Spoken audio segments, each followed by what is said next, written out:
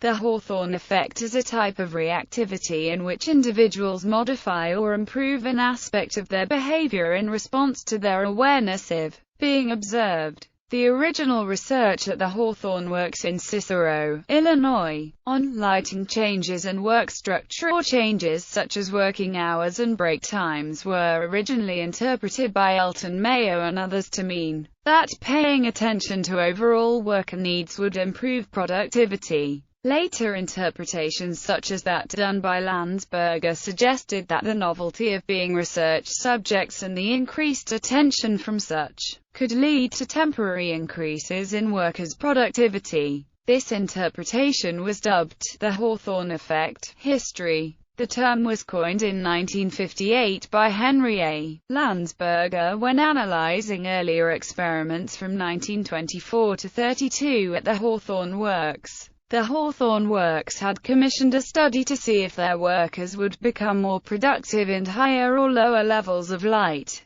The workers' productivity seemed to improve when changes were made, and slumped where the study ended. It was suggested that the productivity gain occurred as a result of the motivational effect on the workers of the interest being shown in them. This effect was observed for minute increases in illumination. In these lighting studies, light intensity was altered to examine its effect on worker productivity. Most industrial, occupational psychology and organizational behavior textbooks refer to the illumination studies. Only occasionally are the rest of the studies mentioned. Although illumination research of workplace lighting formed the basis of the Hawthorne effect, other changes such as maintaining clean workstations, clearing floors of obstacles, and even relocating workstations resulted in increased productivity for short periods. Thus, the term is used to identify any type of short-lived increase in productivity. Interpretations and views vary. H. McKill Van Parsons defines the Hawthorne effect as the confounding that occurs if experimenters fail to realize how the consequences of subjects' performance affect what subjects do. Elton Mayo describes it in terms of a positive emotional effect due to the perception of a sympathetic or interested observer. Clark and Sugrue say that uncontrolled novelty effects cause on average 30% of a standard deviation rise, which decays to small level after 8 weeks. Braverman argues that the studies really showed that the workplace was not a system of bureaucratic formal organization on the Weberian model, nor a system of informal group relations, as in the interpretation of Mayo and his followers, but rather a system of power, of class antagonisms. Studies of the demand effect also suggest that people might take on pleasing the experimenter as a goal. Evaluation of the Hawthorne effect continues in the present day. Relay assembly experiments. In one of the studies,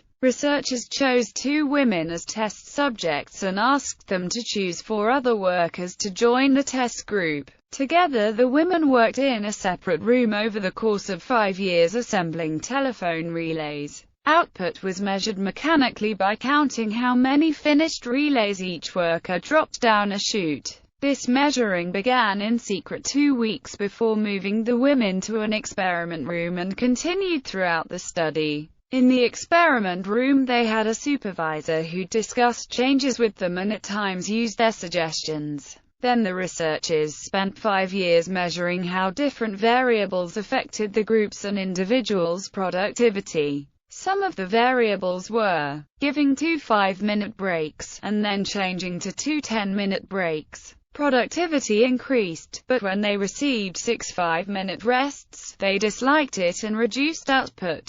Providing food during the breaks, shortening the day by 30 minutes, shortening it more, returning to the first condition. Changing a variable usually increased productivity, even if the variable was just a change back to the original condition. However, it is said that this is the natural process of the human being adapting to the environment, without knowing the objective of the experiment occurring. Researchers concluded that the workers worked harder because they thought that they were being monitored individually. Researchers hypothesized that choosing one's own co-workers, working as a group, being treated as special, and having a sympathetic supervisor were the real reasons for the productivity increase. One interpretation, mainly due to Elton Mayo, was that the 6 individuals became a team and the team gave itself wholeheartedly and spontaneously to cooperation in the experiment. Bank wiring. Room experiments. The purpose of the next study was to find out how payment incentives would affect productivity.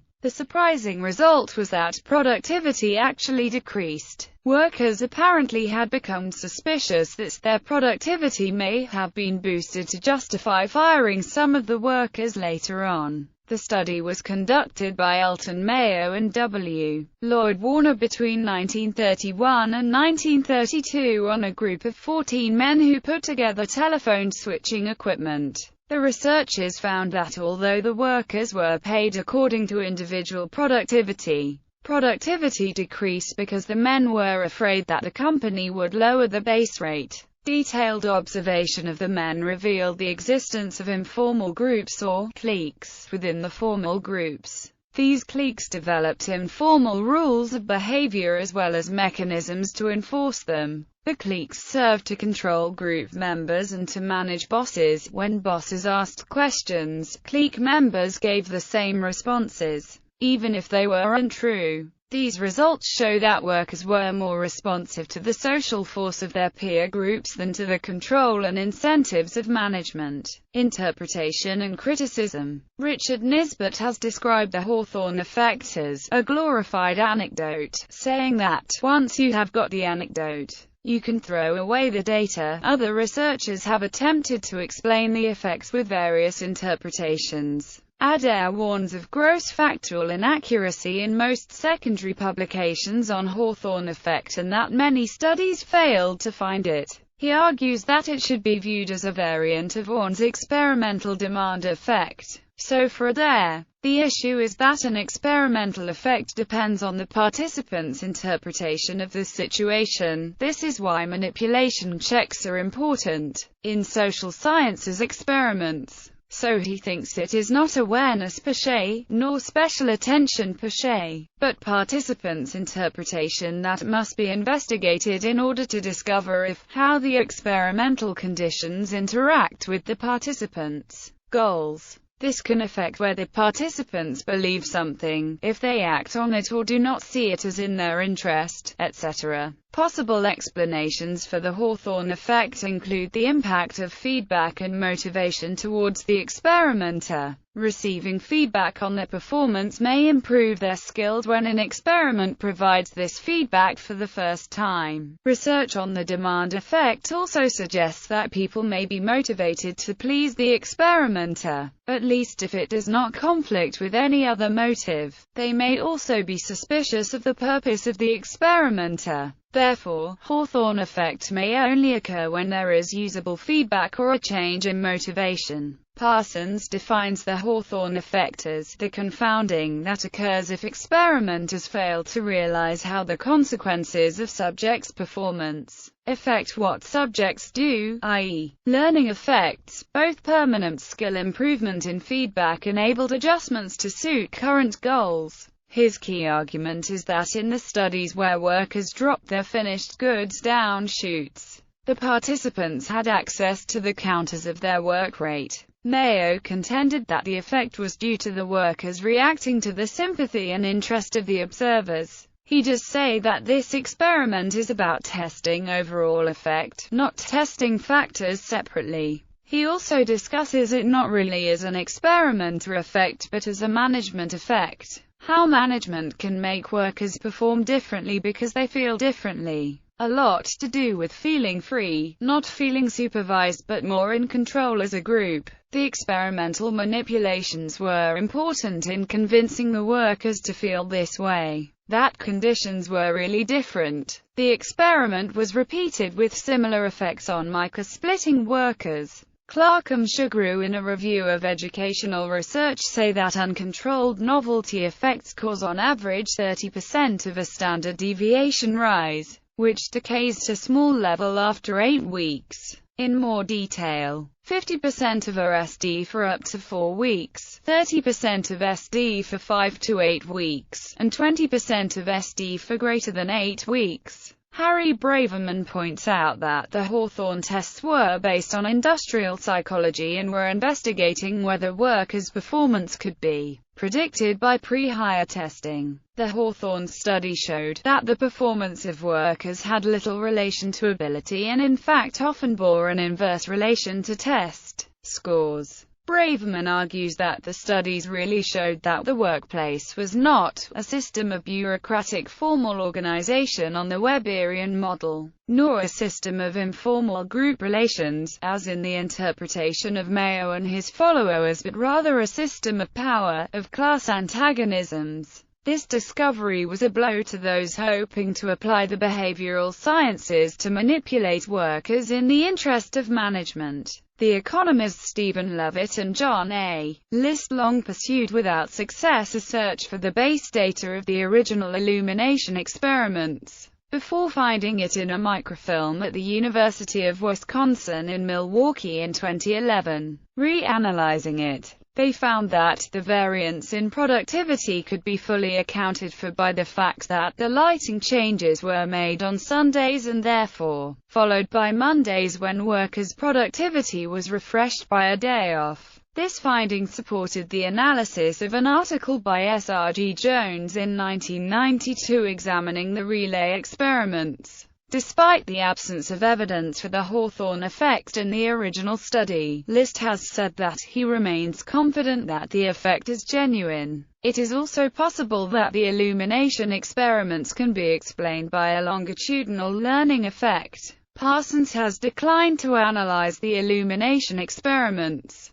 on the grounds that they have not been properly published and so he cannot get at details. Whereas he had extensive personal communication with Roethlisberger and Dixon. Despite these alternative explanations, the Hawthorne effect has been well established in the empirical literature beyond the original studies. The output variables were human work, and the educational effects can be expected to be similar. The experiments stand as a warning about simple experiments on human participants viewed as if they were only material systems. There is less certainty about the nature of the surprise factor, other than it certainly depended on the mental states of the participants, their knowledge, beliefs, etc. Trial effect in clinical trials. Various medical scientists have studied possible trial effect in clinical trials. Some postulate that, beyond just attention and observation, there may be other factors involved,